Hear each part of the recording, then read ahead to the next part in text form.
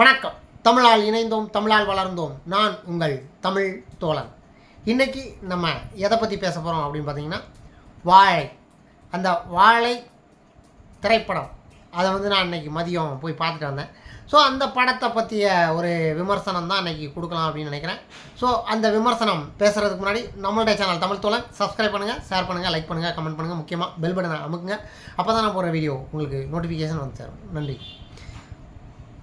வாழை நம்மளுடைய இயக்குனர் மாரி செல்வராஜ் அவர்கள் இயக்கிய இந்த படம் நல்ல அருமையான படம். என்ன அப்படின்னு சொல்ல வரேன், பாசிட்டிவ் நெகட்டிவ் எல்லாமே நம்ம கலந்து தான் கொடுக்க போகிறோம். இந்த படம் பார்த்திங்கன்னா அவருடைய ஒரு உண்மை கதை, ஒரு வாழ்வியல் கதை. தூத்துக்குடி மாவட்டம், அந்த மாவட்டங்கள்லாம் பார்த்திங்கன்னா இப்போ நம்மெல்லாம் நான் திருச்செந்தூர் இதெல்லாம் போவோம். அந்த இடத்துலலாம் போகும்போதெல்லாம் பார்த்திங்கன்னா நிறைய வாழைத்தோப்புகள், அந்த வாழைத்தோப்புகள் நிறைய இருக்கும். பூராமே பார்த்திங்கன்னா வாழை, அந்த வாழை தோட்டம், அந்த இதெல்லாம் பார்த்திங்கன்னா அப்படி பசுமையாக இருக்கும். அந்த ஏரியாவே நல்லா பசுமையாக இருக்கும். ஸோ எல்லாமே இந்த படத்தில் பார்த்திங்கன்னா ஹீரோ ஒரு 13 வயசு பையன். அந்த பையன்லாம் படத்தில் சூப்பராக நடிச்சிருக்கிறான். ஸோ அந்த பையன் வாழைக்காய் ஸ்கூல் வேலை பார்த்துட்டு வாழைக்காவை வெட்டுவாங்க. வாழைக்காயை தோளில் சுமந்து லாரி லோடு ஏற்றணும். அவன் அம்மா, அவங்க அக்கா, இந்த 3 பேர் தான் சேர்ந்து அந்த வேலையை பார்க்குறாங்க. ஸோ படம் கதை இப்படி தான் நகர்கிறது. இதில் வர பையன் ஸ்கூல் பையன் படிக்கும்போது ஒரு டீச்சர், அந்த டீச்சரை கொஞ்சம் க்ரஷ், அவங்க இன்ஃபாக்சுவேஷன் மாதிரி க்ரஷ்ஷு. ஸோ அதை அவங்க படத்தில் காமிச்சிருக்கிறாங்க.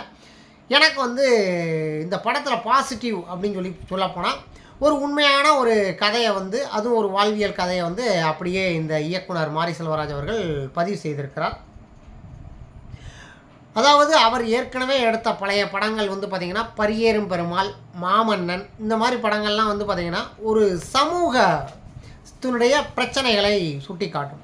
ஆனால் இந்த படத்தில் ஒரு மனிதர்களுடைய வாழ்வியலை அவருடைய வாழ்வியல், அந்த வாழ்வியல் எந்த மாதிரி ஒரு குடும்பத்திலேருந்து தான் வந்திருக்கோம் அப்படிங்கிறத ஒரு வரலாறு மாதிரி, தன்னுடைய ஆட்டோபயோகிராஃபி மாதிரி அவர் இந்த படத்தில் பதிவு பண்ணியிருக்காரு. கொஞ்சம் சில விஷயங்களையும் ஆட் பண்ணியிருக்கிறாங்க. படத்தில் பார்த்திங்கன்னா பாசிட்டிவ் அப்படின்னு சொல்லும்போது நிறைய பேர் எல்லாருமே நல்ல ஒரு நடிச்சிருக்கிறாங்க. எல்லாருமே நல்லா நடிச்சிருக்கிறாங்க. அதில் எந்த விதமான குறையும் கிடையாது. அதே மாதிரி கிளைமேக்ஸில் பார்த்திங்கன்னா இறக்கக்கூடிய செய்தி, அதில் ஒப்பாரி அழக்கூடிய அந்த செய்தி, அதுதான் படத்தில் கிளைமேக்ஸாக வச்சுருக்கிறாங்க. இதுதான் படத்தோட அந்த வாழைக்காய். அதாவது இந்த படத்தில் ஒரே லைனில் என்ன சொல்லணும் அப்படின்னு சொன்னால், வாழைக்கான்னு சொன்னேன், அந்த அக்கா கடைசி வரைக்கும் வாழவே இல்லை அப்படிங்கிற இந்த லைன் தான் எனக்கு தோணுது. நான் ஏன்னா எப்போது புக்கில் படித்த இந்த லைன் எனக்கு இந்த படத்தில் ஒப்பிட்டு பார்க்க முடியுது. வாழைக்கான்னு சொன்னேன், கடைசி வரைக்கும் அந்த அக்கா வாழவே இல்லை அப்படிங்கிறது தான் வாழை அப்படிங்கிற மாதிரி இருக்குது. ஓகே, இப்போது சில விஷயங்களை நம்ம இந்த இடத்துல கொடுத்தாகணும் அப்படிங்கிற ஒரு கட்டாயம் என்ன அப்படின்னு பார்க்கும்போது, இப்போ ஒவ்வொருத்தரும் லைஃப்பில் ஒரு விஷயத்தை கஷ்டப்பட்டு தான் நம்ம வாழ்க்கையில் கடந்து வந்திருக்கோம். இப்போ நான் கூட பார்த்திங்கன்னா எங்கள் வீட்டில் என்னுடைய குடும்பத்தில் என்னுடைய தந்தை ரேஷன் கடையில் வேலை பார்த்தாங்க, அம்மா வீட்டில் இருந்தாங்க. நாங்கள் குடும்பம் கொஞ்சம் ஆரம்ப காலகட்டங்கள்லாம் வறுமை. அப்போ நாங்கள் தீப்பெட்டிலாம் ஒட்டினோம். நான் கூட அந்த தீப்பெட்டியெல்லாம் ஒட்டி அதை கூண்டு அடைக்கிறதும்பாங்க, அதை அடைச்சி அந்த தீப்பெட்டி மேலே ஒட்டி அதுக்குள்ளே இது பண்ணுறது, அதே மாதிரி குச்சி அடுக்கிறது. ஸோ இந்த மாதிரி வேலையெல்லாம் நானும் பார்த்துருக்குறேன். அப்போது எங்களுக்கு அது கஷ்டமாக இருந்தது. நானும் ஸ்கூல் படிக்கும்போது சனி ஞாயிறு எங்கள் அம்மா என்னை விளையாட விட மாட்டாங்க. சனிக்கிழமை ஆயிடுச்சுன்னா எங்கள் அக்கா எல்லாருமே கூட இருப்பாங்க. எங்கள் அக்காலாம் ஒரு ரெண்டு கட்டு இருக்கும். அந்த 2 கட்டு தாள் ஒட்டிட்டு தான் வெளியில் விளையாட போகணும் அப்படின்றாங்க. அவங்க ஒட்டுறது கூட உட்காந்து நான் இது பண்ணுவேன். இன்னொன்று சொல்லப்போனால், எனக்கு ஆண்டவன் கொடுத்த அருளா என்னன்னு தெரியல, நான் அந்த இதை ஒட்டிக்கிட்டே லெஃப்ட் சைடில் ஒரு புக்கு இருக்கும், படிக்கிற புக்கு, ஸ்கூல் புக்கை வச்சு படிச்சுக்கிட்டே நான் அதை ஒட்டுவேன். அந்த மாதிரிலாம் என்னுடைய வாழ்க்கை நகர்ந்துருக்கிறது. அந்த மாதிரி நம்ம கடந்து வந்திருக்கோம். அது போக சனி ஞாயிறு மற்றும் அந்த சனி ஞாயிறு ஆச்சுன்னா இந்த வேலை நடக்கும். மற்ற நாள்லையும் நான் இந்த வேலை பார்ப்பேன். ஸ்கூல் லீவ் விட்டாங்கன்னாலும் இந்த வேலை பார்ப்பேன். சனி ஞாயிறு ஆயிடுச்சுன்னு வைங்க, சனி ஞாயிறில் நம்ம போய் விளையாட கூட போக முடியாது. நிறைய தடைகள் வீட்டில் இருக்கும். எல்லாத்தையும் கடந்து தான் நம்ம சாதிக்கணும் அப்படின்ன மாதிரி நிறைய படிக்கவும் செய்வேன். அப்புறம் சனி ஞாயிறுகளில் பார்த்திங்கன்னா என்னுடைய மாமா அவர்களெல்லாம் பார்த்திங்கன்னா கோவிலில் கடைகள் வைத்திருந்தாங்க. ஸோ அந்த கடைகளில் போய் நான் நின்று வேலை பார்த்து காலையிலேருந்து கடையில் ஒரு 5 மணி 6 மணிக்கெலாம் காலையில் போயிடணும். கோயில் வாசல்னால் கூட்டம் வரும் இல்லையா? 6 மணிலேருந்து இரவு 10 11 மணி வரைக்கும் நின்று கொண்டே இருக்க வேண்டும். ஸோ நின்று கொண்டே வியாபாரம் செய்ய வேண்டும். வரக்கூடிய பக்தர்களுடைய அந்த செருப்பை கூட நான் எடுத்து அடுக்கி வச்சு அந்த செருப்புக்கு டோக்கன் கொடுத்து காசு வாங்கி போட்டிருக்கேன். இந்த மாதிரிலாம் பண்ணியிருக்கேன். தேங்காய் பழம் விற்றுருக்கிறேன். அப்புறம் ஊர் சைடில் அந்த கோவிலெலாம் வந்து பார்த்திங்கன்னா தேள், பாம்பு, பூரா அப்படின்னு சொல்லி இந்த இதெல்லாம் விற்பாங்க. இப்போமாவது பரவாயில்ல. அப்போ வந்து காலையிலேருந்து அப்போல்லாம் நம்மளும் சின்ன பையன் தானே, நின்று வேலை பார்த்துருக்கேன் நானும்.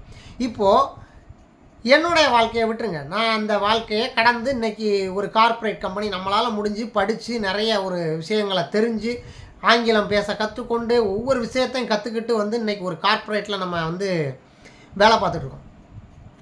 இவர் வந்து அதே மாதிரி ஏதோ விஷயத்தை பண்ணி எப்படியோ ஒரு டைரக்டர் ஆகிருக்கிறார். இப்போ இது ஒரு ஜானர், இது ஒரு ஜானர்.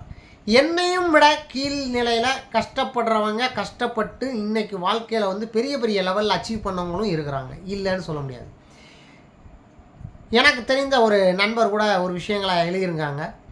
சங்கரன் கோவில் அப்படிங்கிறது ஒரு நெசவு தொழில் நகரம் அப்படின்னு சொல்லுவாங்க. எல்லாருமே நெசவு நெய்வாங்க. அந்த நெசவு நெய்யக்கூடிய அந்த ஊரில் என்னடா இவன் சினிமா விமர்சனம்னு சொல்லிட்டு என்னடா சொந்த கதையெல்லாம் பேசிகிட்டு இருக்கான் அப்படின்னு நீங்கள் நினைக்கக்கூடாது.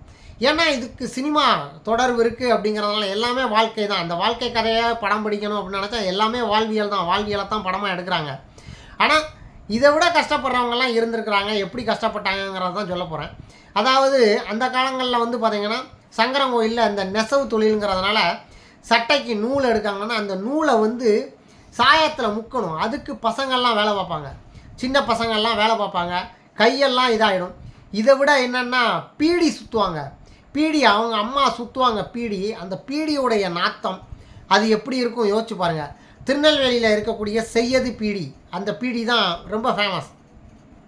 அவங்க தான் அந்த மாவட்டத்தில் இருக்கக்கூடிய நிறைய பேருக்கு வேலை கொடுத்தாங்க அப்படின்னு நான் சொல்லுவேன். அப்போது இருந்த இண்டஸ்ட்ரியாக தான் நிறைய பேர் பீடி கொடுத்தாங்க. அதுக்கப்புறம் தான் நிறைய சிகரெட்டுக்கு தடை, அது தடை, இது தடைன்னு வந்தது. இப்போது நிறையா சிகரெட்டெல்லாம் விற்க தான் செய்யுது, இல்லைன்னு சொல்ல. ஸோ அந்த பீடி குடிக்கிறவங்களுக்கு வந்து பார்த்திங்கன்னா அந்த பீடி சிகரெட்டு அந்த சுவாசத்தை சுவாசித்தே அவங்களுக்கு வந்து கேன்சர்லாம் வரும். எவ்வளோ கஷ்டமான ஒரு விஷயம். அதுவும் பசங்க அதுலேயும் வேலை பார்த்துருக்கவங்க இருக்காங்க. ஸோ ஒவ்வொரு துறையையும் ஒவ்வொரு தொழிலையும் எடுத்தால் அந்த தொழிலில் வந்து கஷ்டங்கள் இருக்கத்தான் செய்யும், இல்லைன்னா கிடையாது. ஆனால் இதை கண்டும் காணாமல் அரசுகள் தான் நழுவி இருக்கும். அதே மாதிரி சிவகாசி சைடு எடுத்துக்கோங்களேன். இப்போவும் பட்டாசு தொழிற்சாலை இருக்குது. அந்த பட்டாசு தொழிற்சாலை நல்ல முழுமையாக ஆய்வு பண்ணாங்கன்னா கண்டிப்பாக வந்து ஏதோ ஒரு மூலையில் ஏதோ ஒரு குழந்தைங்களும் வேலை பார்க்கக்கூடிய சூழ்நிலைக்கும் தள்ளப்பட்டு இருப்பாங்க. 17 வயசு இருக்கலாம், 16 வயசு இருக்கலாம், இல்லை 18 வயசாகி பூர்த்தி ஆகி அவங்களுக்கு வந்து சரியான ஒரு கல்வி கிடைக்காம அந்த வேறு வழியே இல்லாமல் அந்த தொழிலை பார்க்க வேண்டிய சூழ்நிலைகள், கையிலெல்லாம் வந்து அந்த வெடிமருந்து எல்லாம் ஆகி அவங்க வேலை பார்க்கக்கூடிய சூழ்நிலையில் இன்றைக்கும் இருப்பாங்க. ஸோ நான் தீப்பெட்டி ஆஃபீஸுக்கு தீப்பெட்டி ஒட்டி அதை தலையில் சமந்துட்டு போன காலங்கள்லாம் இருந்தது. அப்போது என்னுடைய இதை படமாக எடுக்கணும் அப்படின்னாலும் படமாக எடுக்கலாம், இல்லைன்னு சொல்ல முடியாது. அது மாதிரி ஒவ்வொருத்தருக்கும் ஒரு கதை இருக்கும். இந்த படத்தில் வந்து பார்த்திங்கன்னா எனக்கு பிடிக்காத விஷயங்கள் என்ன அப்படின்னு பார்த்திங்கன்னா, ஒரு ஸ்கூல் பையன் டீச்சரை வந்து ஒரு க்ரஷ்ஷாக வந்து இது பண்ணி அதை வந்து கொஞ்சம் காட்சிப்படுத்தலை இது பண்ணியிருக்கிறது வந்து எனக்கு ஒரு நெருடல். அது வந்து பிடிக்காமல் இருக்குது. அதே மாதிரி படத்தில் வந்து எனக்கு வந்து என்னன்னு தெரியல. அதாவது நம்ம வந்து கொஞ்சம் ஒரு மாதிரி ட்ராஜடியாக இருந்தால் கூட பருத்தி வீரன் படம் வந்து எனக்கு பிடிச்சிது. இந்த படத்தில் வந்து பசங்க நல்லா நடிச்சிருக்கிறாங்க, இல்லைன்னு சொல்லலை. ஆனால் வந்து ஒரு கிராமிய கதை அப்படின்னு சொல்லும்போது கிராமத்தில் வந்து இன்னும் நிறைய விஷயங்களை வந்து நம்ம படத்தில் கொடுத்துருக்கலாமோ அப்படிங்கிற அந்த ஒரு விஷயத்தை வந்து இது பண்ணியிருக்கணும். இன்னொரு விஷயம் தேட்டரில் நான் பார்க்கும்போது எனக்கு ஒரு விஷயம் தோணுச்சு. என்ன அப்படின்னு பார்த்தீங்கன்னா, மேலே வந்து அந்த படத்தில் வந்து ஸ்க்ரீனில் வந்து அவங்க வந்து வாழைத்தாரை சுமந்துட்டு போகிறாங்க. எனக்கு முன்னாடி நிறைய பேர் 250 ரூபா 300 ரூபாய்க்கு வந்து பாப்கார்ன் வாங்கி கண்ணு முன்னாடி கொண்டு போகிறாங்க. அங்கே சுமப்பது வாழைத்தார், எங்கள் கையில் வந்து பெப்சி கேனு இதெல்லாம் சாப்பிட்டுட்டு போய் வாழைத்தாரை பார்க்குறாங்க. ஸோ நம்மளுக்கு அதை பார்க்கும்போது இந்த உலகம் அங்கேருந்து இங்கே எப்படி ட்ரான்ஸ்ஃபர் ஆகிருக்கு அப்படிங்கிறத பார்க்கும்போது உண்மையிலே ஒரு ஆச்சரியமும் இருக்குது, அதில் நல்ல விஷயமும் இருக்குது. இதை எப்படி பாசிட்டிவாக எடுத்துக்கிட்டதா நெகட்டிவாக எடுத்துக்கிட்டதா எனக்கு தெரியலை. ஏன்னா வாழைப்பழம் வெறும் 5 ரூபாய். இன்றைக்கும் அந்த வாழைப்பழம் ஒரு 5 ரூபா 8 ரூபா 20 ரூபாய்க்கு 4 பழம் கிடைக்கக்கூடிய இடங்களும் இருக்குது. வெறும் 20 ரூபாய்க்கு நம்ம 4 பழம் வாங்கி இன்றைக்கி சாப்பிட்றோம். அதையும் சில நேரம் அந்த பழத்தை வந்து தூர போடுதோம். ஆனால் அதே இது ஒரு பாப்கார்ன் ஒரு பிரெட் அப்படின்னா 250 ரூபா 270 ரூபா 300 ரூபா 350 ரூபான்னு சொல்லி வாங்கி சாப்பிட்டுட்டு இந்த படத்தை பார்க்குற ஒரு கூட்டமும் இருக்குது. நானும் அந்த மாதிரி தான் ஆள் அப்படின்னு நினச்சிக்கோங்க. அந்த மாதிரி நிறைய பேர் இருக்கிறாங்க. ஸோ நமக்கே ஆச்சரியமாக தான் இருக்குது. ஸோ கான்ட்ராவர்சியல் 2 கான்ட்ரா, இதுவும் அதுவும் அப்படின்ன மாதிரி. ஸோ இதுதான் அந்த படம். கடைசியில் இந்த படத்தை வந்து பார்க்கணுன்னா நீங்கள் தேட்டரில் போய் பாருங்கள். ஸோ ஒரு உண்மை கதை. ஆனால் பிடிச்சிருக்கு பிடிக்கலன்னா நான் சொல்ல மாட்டேன். எனக்கு இந்த படம் வந்து கொஞ்சம் தொய்வு அப்படின்னு தான் என்னுடைய கருத்து. அது போக வந்து ஒரே வரியோட திருப்பி முடிக்கணும்னா வாழக்கான்னு சொன்னேன். ஆனால் கடைசி வரை அந்த அக்கா வாழவே இல்லை. இதுதான் படத்தோட கதை. மிக்க நன்றி. உங்கள் தமிழ் தோழர்.